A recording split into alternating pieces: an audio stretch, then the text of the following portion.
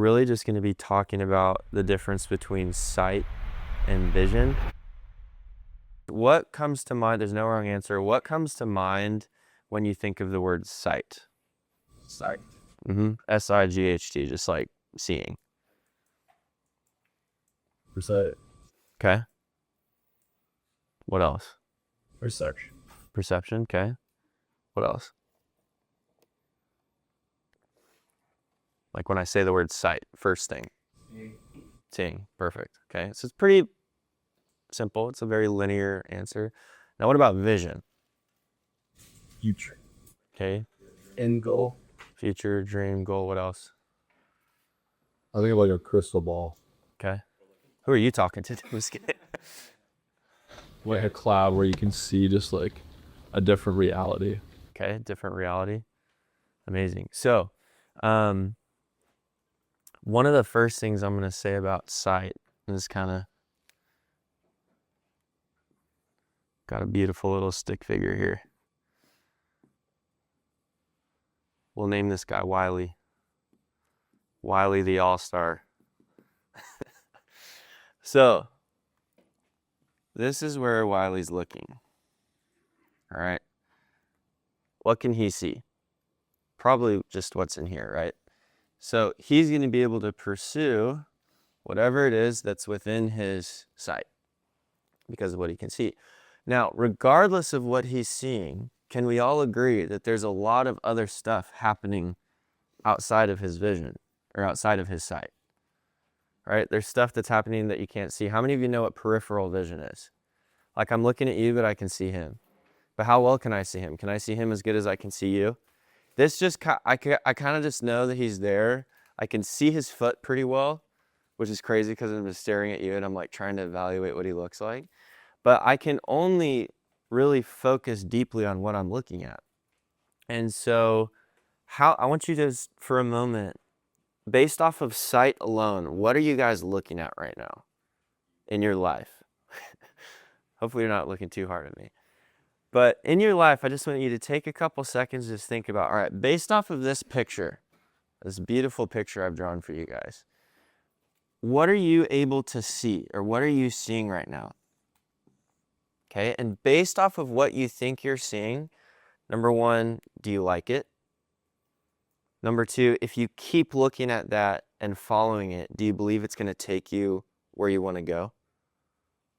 Like when you think about a pilot, for example, you guys have heard about if the dial is off by like a centimeter here, you'll end up in North Korea instead of Costa Rica or whatever it is. In the same way, the pilot has to have vision in the sense of, yes, he gets in the plane. Yes, he kind of knows where he's going. He has all the things here. But if he's only paying attention to what's in front of him, but he's not aware that there's a storm that's in 3 hours away from the flight, so he has to reroute right now, it's not a very good pilot, is it? We want a pilot that operates from vision. Now, when I'm saying that, I'm also thinking about our pilot, right? So when he guides us, he's guiding us based off of not just what he sees, but his vision for us, right? And so if we limit ourselves and our experiences and our goals to the things that we see, that will be the experience that we have. Do you guys remember the talk that I did where I said your experiences are essentially limited to your definitions of things? So for a wife, for example, if she's just taught a baby maker and a cook, that's all she's going to be, not because that's who she is, but because that's the limited definition that you've given her. Same thing with God. Your experience of God will be based off of your definition, not because that's who he is and that's what he has to offer. Sight and vision are the same thing. And so there's a couple principles to live by when you're looking at sight. So sight is simply just the ability to see what's in front of you.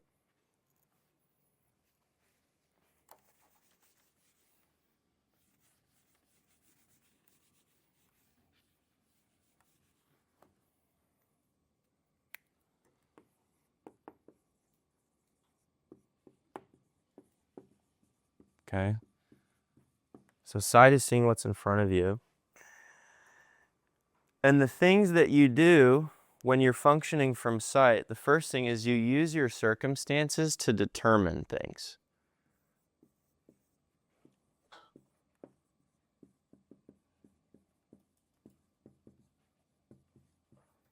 Okay, so you're using your circumstances to determine your values and your goals. So you use the amount of money that you make. You use whether or not you have a girlfriend. You use whether or not you have a nice car or a nice house or whatever it is. You use your circumstances to determine your value and your goals because it's what you can see, right?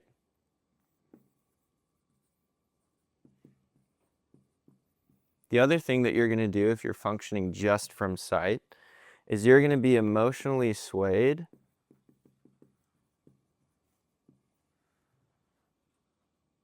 by what's currently happening.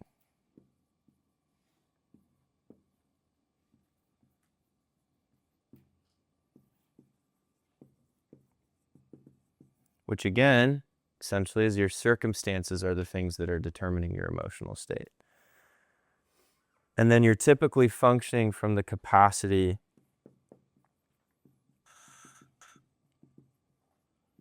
of your limited beliefs.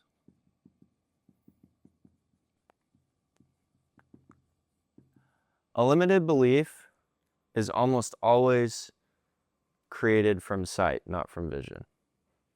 Because you look at what you have, you don't think about what you can have, you think about what you don't have, and then you decide, you create a belief system around what you think you can do based off of your circumstances. All right, raise your hand if you've done that before.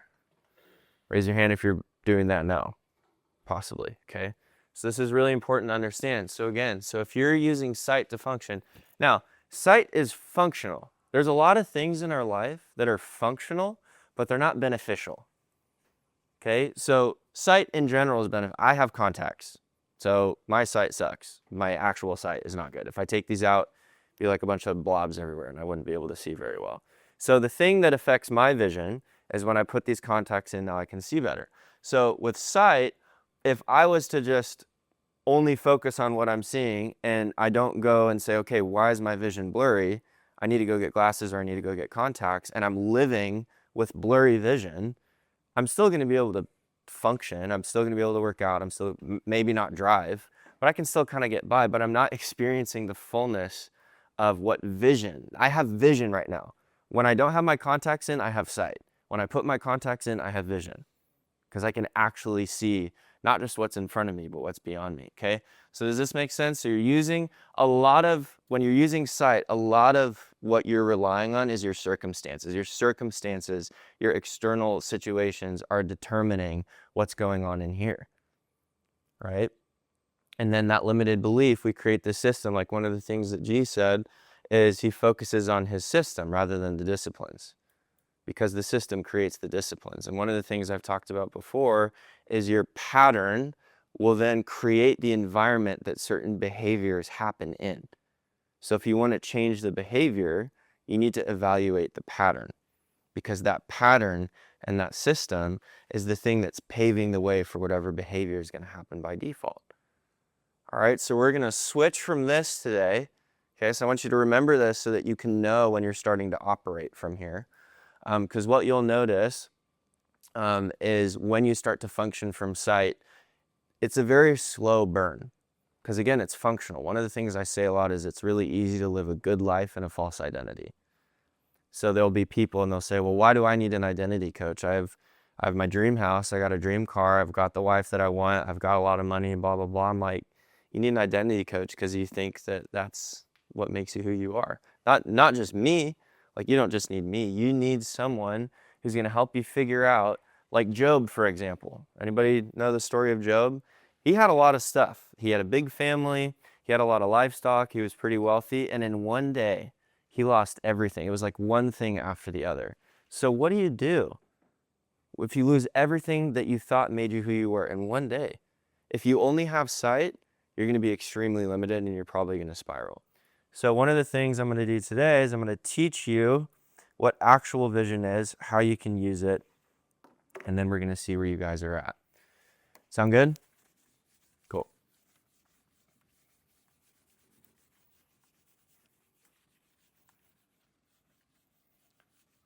So before I write this, I'm going to read a couple Bible verses because I think it's important. One of the things I've been talking a lot about recently is the ability to have confidence in what you think you're experiencing when it comes to the Lord.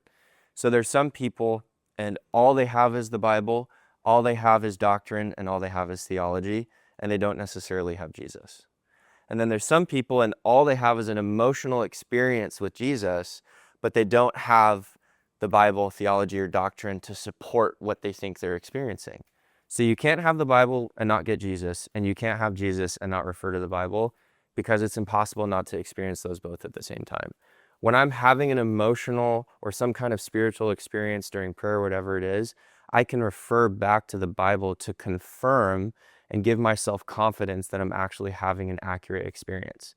Does that make sense? Because if I'm like, oh, I'm listening to God and I'm having this emotional experience, and he's telling me that I should judge this person, and he's telling me that I should condemn this person. Okay, well, if we read the Bible, we know that God is not a God of condemnation. Romans 1 says there's no more condemnation for those that are in Christ Jesus. So that's not God, that's me. But if I don't know my Bible, I'm not able to determine that. Does that make sense? So the other reason we read the Bible is not to check a box. It's to give us evidence for the things that we're starting to believe about God. So before we even get into vision, I'm going to read a couple verses that prove that God is for vision. Okay? Proverbs 29:18, which is what Wiley started with. Where there is no vision, the people perish. But he that keepeth the law, happy is he. In Habakkuk it says, write the vision, make it plain on tablets, so that he may run who reads it. For still the vision awaits its appointed time. If it seems slow, wait for it. It will surely come. 2 Corinthians 5:7, for we walk by faith, not by sight. Hebrews 11:1, faith is the substance of the things that we hope for the things that we can't see yet. So you guys get in the picture that God is for vision. So now when I'm teaching this isn't just me coming up with these ideas on my own. This is substantiated. Okay, so we can have confidence in this. So sight is based off of ability, and vision is based off of confidence. Okay, so for vision, it's the confidence to see what is beyond you.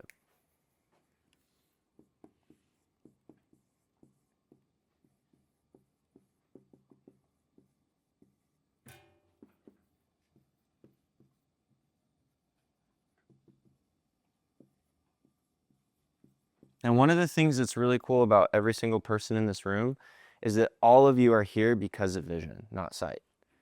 All of you came from different circumstances. Someone casted a vision for you. And they said, here's what you can have here. All you have to do is show up. And you didn't say, okay, well, I can't do this because my circumstances are like this, and then that would be this, so I just can't do it. You're looking and you're confident in what's beyond you, probably because the person telling you was also confident. If I'm coming to you and I'm like, hey, I've got like this, like may or may not work for you, and you just check it out, and you might be able to make some money, you'd be like, yeah, I'm good. But if someone's like, bro, I'm in this company, we're doing this thing, we've got these leaders, we do this Bible study every day, we've got this leadership training, we've got this, you can make this, we've got person A, person B, they're all making this amount of money, they weren't making it. Like someone is painting a picture for you, and then based off of your confidence in that person's vision they're creating, and then the vision that you have for your life, those meet, have a relationship, and then you decide to step forward into that, and that's why you're in this office. That's what vision is. It's none of you knew that you were going to be in this situation exactly, but you knew that by showing up, you could be in a position to experience the thing that person told you about. And now all of you guys are casting visions for other people to come in as well, right? Because you're experiencing maybe financial changes, spiritual changes, whatever it is, and you're like, I want my friends to experience this. And so based off of your experience, what do? Do you tell them who they are based off of what they're experiencing now? No, you tell them what they could experience if they had the vision and stepped into the vision that I created. Does that make sense? And so it gives you confidence. Vision is built off of confidence. It's not just built off of what I can see right in front of me. So it's the confidence to see what is beyond you. So if you're functioning from vision, you're going to be building your values and goals around what you can't see.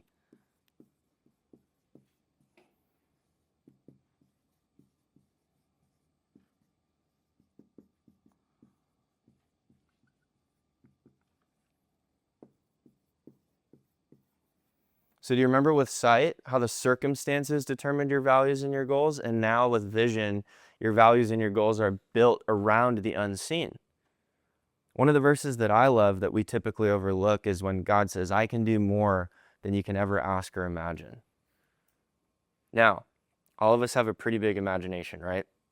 So you can imagine all you want. And when you are at the end of your imagination, when you think you have imagined everything you can possibly imagine for yourself, that's where God starts. So our end is where he starts. Nothing is impossible with God. Now, it's hard for us to believe that sometimes because maybe you're in a financial situation or a relational situation, or life just happens. We live in a fallen world. And one of the things that, people always ask is like, why do bad things happen to good people and all these things? And then I kind of counter and I'm like, well, why do good things happen to bad people? And we kind of just get into this little discussion. And the reality is a lot of our world just functions by default. Like a car accident happens. Why did that happen? Because that's just the natural circumstances that occur in this world. We live in a fallen world. And so a lot of the time things seem impossible. But if nothing is impossible with God, we will determine whether or not we think it's possible. Not because he has said it's maybe possible. He says nothing is impossible with God. So our possibility is limited to whether or not we believe that, right? And it's a heart posture thing. It's not like you can do anything. Like I can't go jump off of a building. That's impossible for me because I live in a fallen world where unfortunately gravity takes over my belief system, right? But in this, when I'm building my values and goals around what I can't see, like even with you guys right now, you came here because of a vision, but there's still another vision that you haven't stepped into yet. And maybe you haven't determined what that is for yourself. But if you haven't determined what that is for yourself, now is a really good time to figure out, okay, who is it that I want to become? What kind of person do I want to be? Am I bringing Jesus into my business, or am I doing business and then seeing where Jesus fits in? Am I just kind of working out when I can? Am I, and we're going to get into this. Would I be willing to drive down the road that I'm paving for myself? One of the other things I've said before is, would I be willing to eat the fruit from the tree of the seeds that I planted? And if not, it's very simple. You just dig the seeds out, you change the way that you're paving the road, and then you keep going. But you have to have the awareness that you are always planting seeds. You are always paving. So it's never a question of, am I planting or am I paving?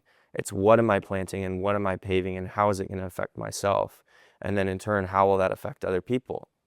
So when you're functioning from vision, you have the confidence to see what's beyond you, which is going to allow you to build values and goals that are built around the unseen. And maybe it seems impossible to you because you're like, well, based off of these circumstances, there's no way that I'm possibly going to be able to achieve this thing. And I hate to break it to you, but if you think that's the truth, then you're right. Not because you're right, but because you've decided that's the truth. Does that make sense?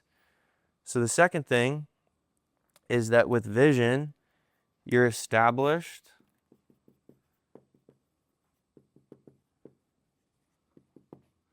in long-term mission rather than short-term obstacles.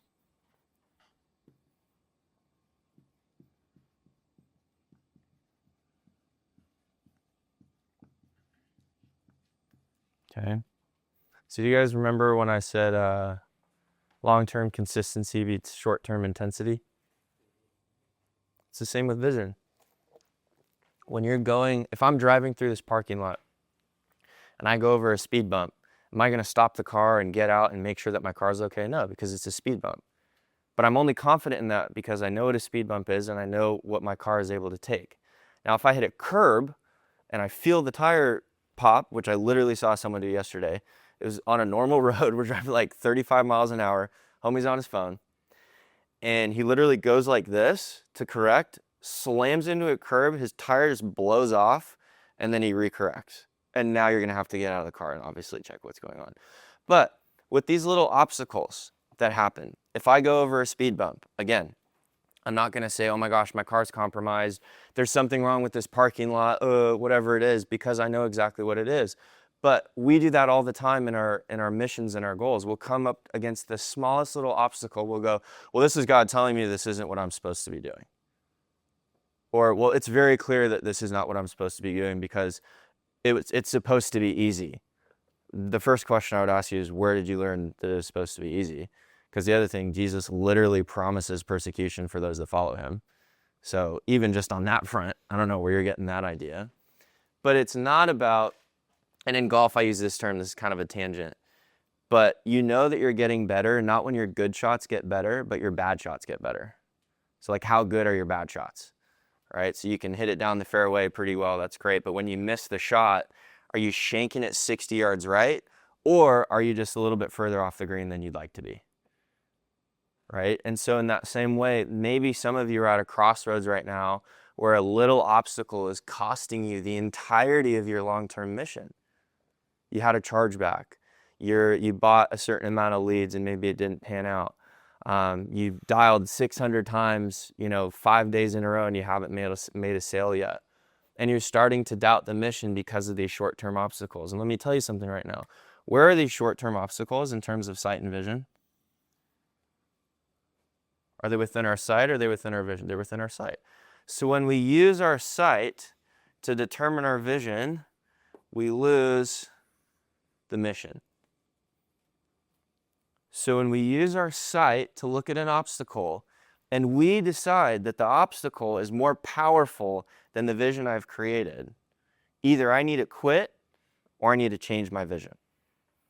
And the odds are you just need to change your vision. Make sense? Okay, the last thing with vision is, and this is a big one, and this is the same thing I've said about habits as well, but this is a little bit different. If X is continued, X could just be whatever.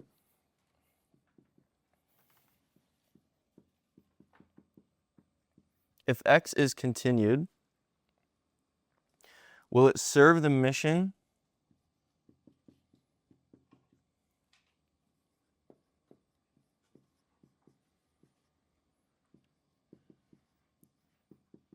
ahead, or my ego or confidence now?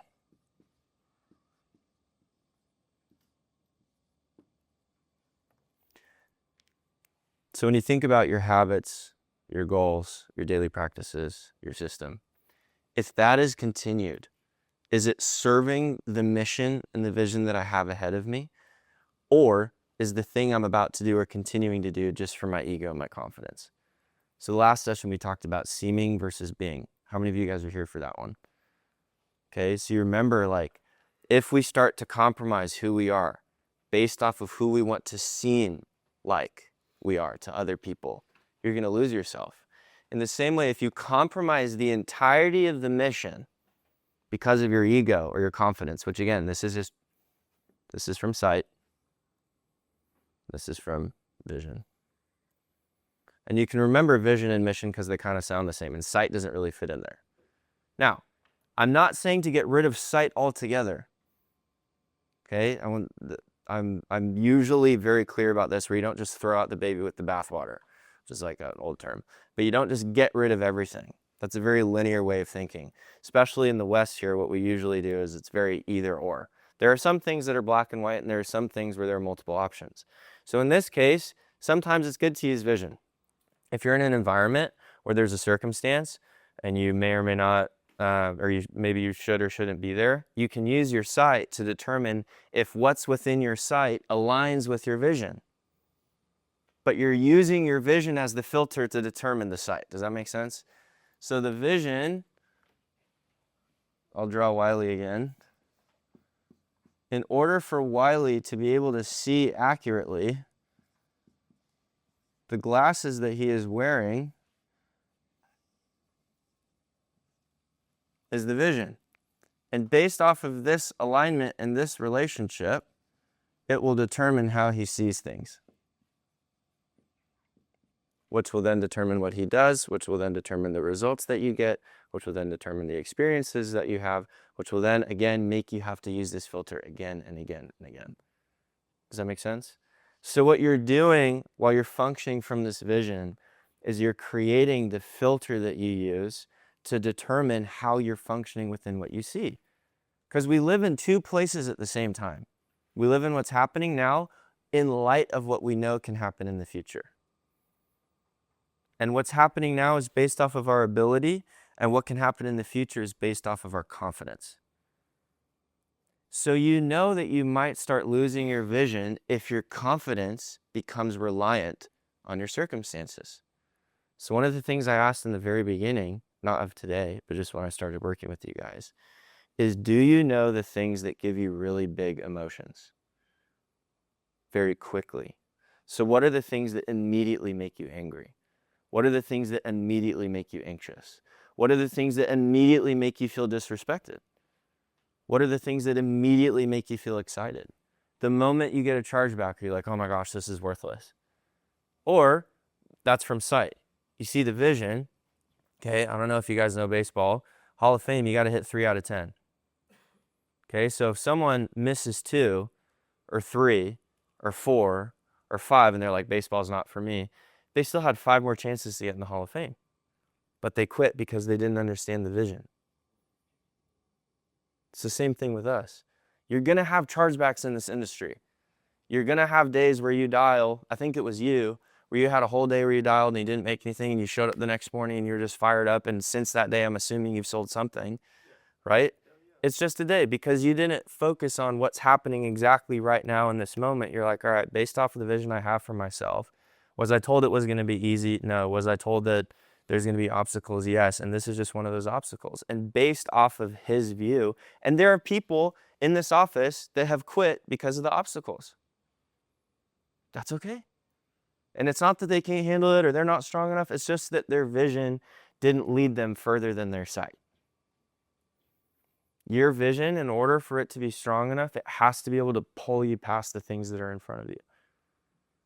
I remember when I was living in LA, before I was really coaching, I remember there were nights and I was doing private bartending in LA. As you can imagine, that was very interesting.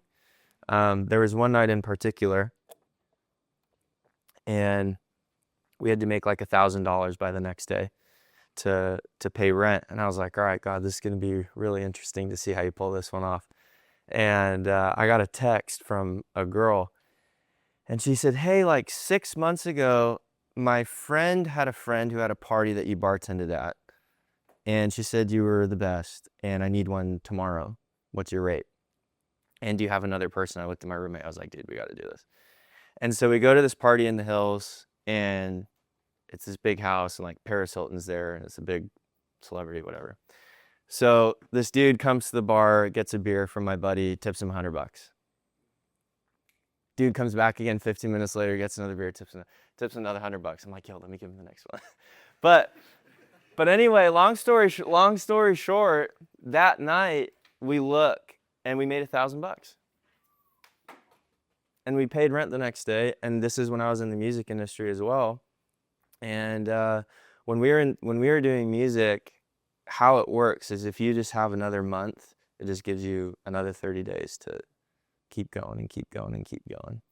So the reason I share that story, which is kind of a vulnerable one, but it's funny and it's just really cool to see where God has led me in this season, is like, it was never, God, why aren't you providing? It was, I wonder how you're going to do this.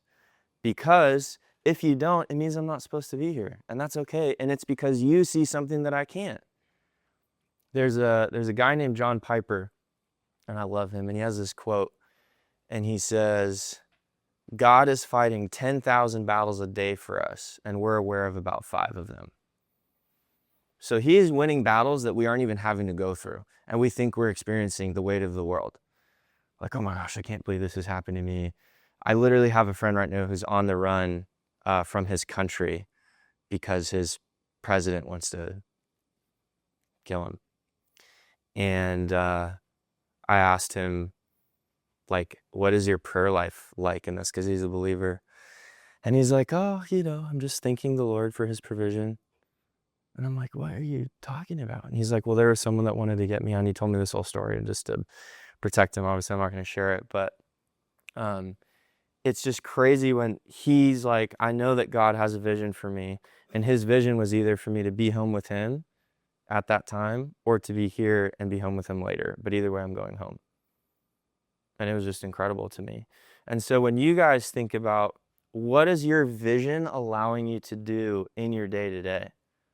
Does it allow you to experience joy? Like, I know you have a vision, but what emotional state within you and in your body does it create? Does it create joy? Does it create anxiety? Does it create fear? Does it create lust? Does it create anger? Does it create greed? Because it's one thing to create a vision. It's another thing to create a vision that doesn't bring you anything relationally. A lot of us experience these things in a very logical, analytical way, and there's no relationship. And our God is a God of relationships. He literally created our brain to experience solely from the function of having relationships. Joy happens on the right side of the brain. The right side of the brain is where all relationships happen. Where is Jesus always sitting? The right hand of the Father. Psalm 139. Whether I take the wings of the morning or dwell in the uttermost parts of the sea, even there your right hand will hold me fast. The right side is very powerful. And that's where relationship happens. So one of the questions I want you guys to ask yourself and maybe reflect on this week is, number one, what is my vision? And then once you have it, what is my relationship with my vision? Because that relationship will determine how you show up in your day-to-day. And so if you are constantly battling anxiety, if you are constantly afraid, if you're jealous of other people that are making money, if you're jealous of other people's girl, if you're jealous of other people's car, if you're constantly in a state of envy based off of your vision, I would possibly venture to explore that your vision probably shouldn't be your vision, or that your vision is rooted in your false identity. Because true identity doesn't build vision based off of comparison with other people. Your vision is between you and the Lord. Your vision isn't using your sight to create something you hope happens eventually. Right? So when we look at the Lord's Prayer and it says, give us this day our daily bread, what's the most important word there? Give us this day our daily bread. Daily. Why do you think that is? Because he literally says, don't worry about tomorrow. Tomorrow has worries of its own. Tomorrow has trouble of its own. Daily bread. Sometimes you get the crumbs during the day. Sometimes you get the bakery. And on the days that you get the bakery, typically it feels really good to give to the people that you see have the crumbs. But it's daily, and it's also daily surrender. And if every single day you're asking yourself, David does this all the time in 1 Samuel. Anytime David inquires of himself, he loses or he does something wrong. When he inquires of the Lord, he wins. So instead of what do I need to do today, it's God, where do you want to go with me today? Relationally. We can experience that. So it's not, hey, God, come along. It's where do you want to take me? What is the vision that you have for me? Because again, faith is the substance of the things that we hope for. What does that mean? We're supposed to hope for things to happen that we can't see. Like, I hope I can make this amount of money so I can help these people. I hope I have a wife. I hope I can do this. I hope I can get my parents out of debt. I hope I can do this. I hope. That has to be rooted in relationship with the Lord and the joy that comes in that entire process. Does that make sense? So again, as you're reflecting, when you think about the vision that you have for yourself, is it rooted in comparison? Has it been created from a false identity? Does your vision give you a spirit of fear or a spirit of anxiety? And the last thing I'll say is that vision often contradicts your current circumstances. So your circumstances will tell you, hey man, you can't do this. You don't have the money. You know how many times I've gone into debt to do things that I just was like, I just know this is going to work out. And it wasn't that I knew it was going to work out. There was just alignment. And it not working out doesn't mean that I failed, by the way. Because it not working out then doesn't mean it didn't work out permanently. And what we'll do is we'll put a period where God puts a comma. And then we walk away completely. And we miss out. So our vision will often be contradicted by our circumstances. And circumstances often involve other people with sight. So these people that can only see your circumstances Parents, family, oh, you definitely shouldn't do that. You don't have the money. You can't afford it. Why don't you have a wife yet? I'll just tell you this story because it's hilarious. So my ex got engaged this weekend, which is fun. No, this is just funny because this is how life works. So anyway, so my ex got engaged this weekend, and my grandma calls me, and she goes, well, first of all, she calls me during a meeting, and I tell my buddy, I was like, dude, I will bet you she's calling me to ask if I know if my ex got engaged. So she calls me, and she's like, hey, did you hear about Abby? I was like, yep. She's like, oh, she got engaged. I was like, I know. And she's like, well, what's going on with her? I was like, I haven't talked to her in 2 years, so couldn't really tell you. She goes, oh, I really liked her. I was like, me too, but like, no. And then I said, but we're very different seasons of life because we've both been single for the same amount of time, and she started dating, now she's engaged, and I'm like working on my career and traveling, and the Lord's preparing a wife for me. And she's like, well, I wish you would hurry up. I was like, all right. And it's funny because for her, obviously her circumstances, she's getting old, she wants to see me married.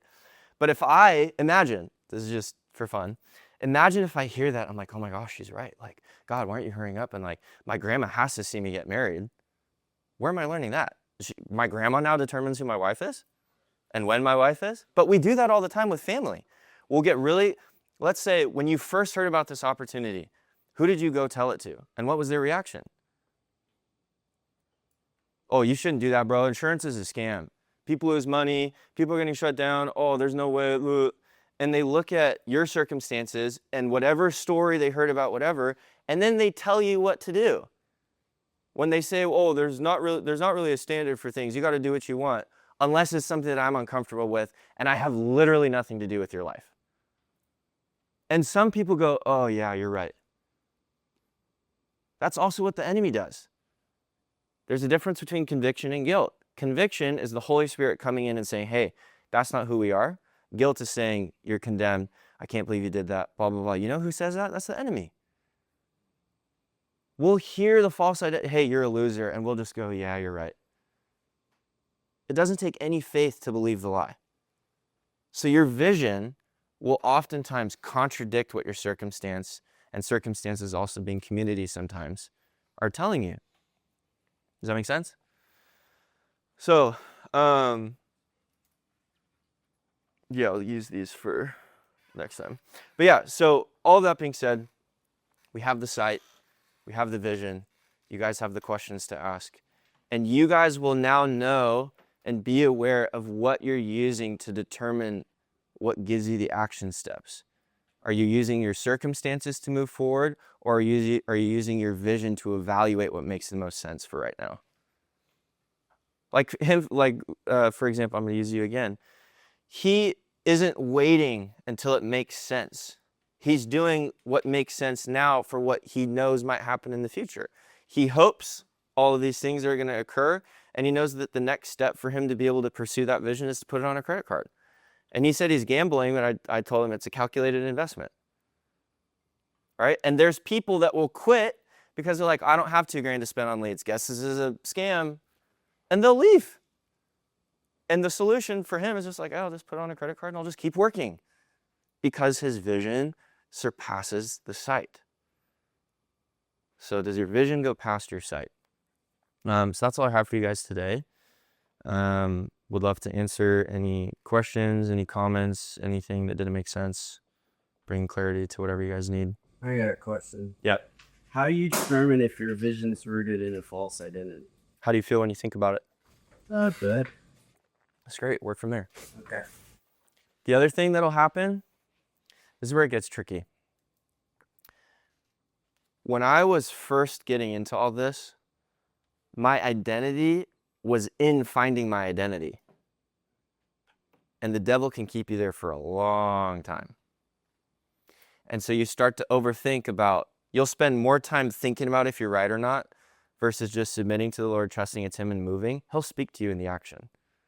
And then okay, I feel good about this vision. You move. If it stops feeling good, then ask him what changed. And be like, does it not feel good anymore because I became short-sighted? So that's another term you guys can use if you're like, okay, am I short-sighted right now, or am I long-visioned? Right? So if your vision feels good now, and along the way it starts to feel bad, you don't say, why is this feeling bad? You go, what changed from when it felt good to when it didn't?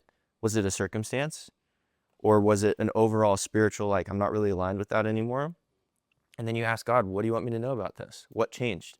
Is there a reason my emotion towards this vision is changing? Acknowledge him in all your ways and he will make your path straight. Not easy, not smooth, but straight. Does that help? Yeah. Cool. Anybody else? Yeah.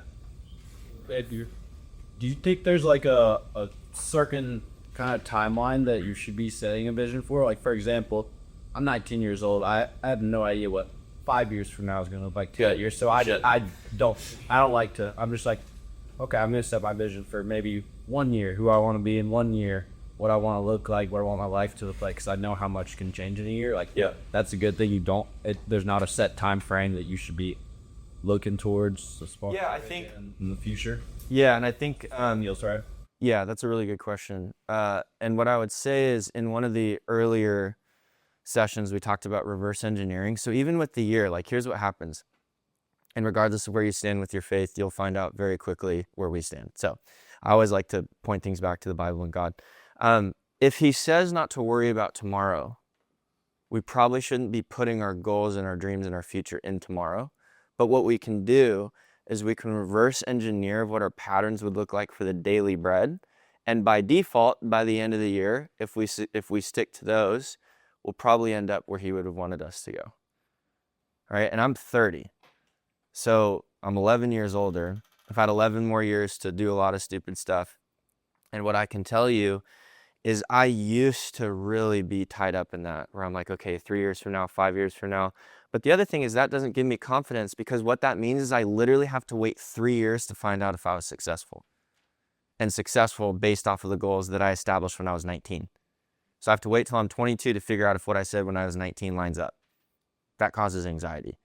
So what you can do is you can figure out, number one, as you're building your goals and your habits, what can I do on a day-to-day basis that by default, if I keep planting these seeds, if I keep paving this road, it's a road that I want to keep driving down and that I would encourage others to drive down, right? Like, would I send people down the road in their, like, could the crappiest car ever, with the tire falling off and the exhaust busted, could it make it down this road?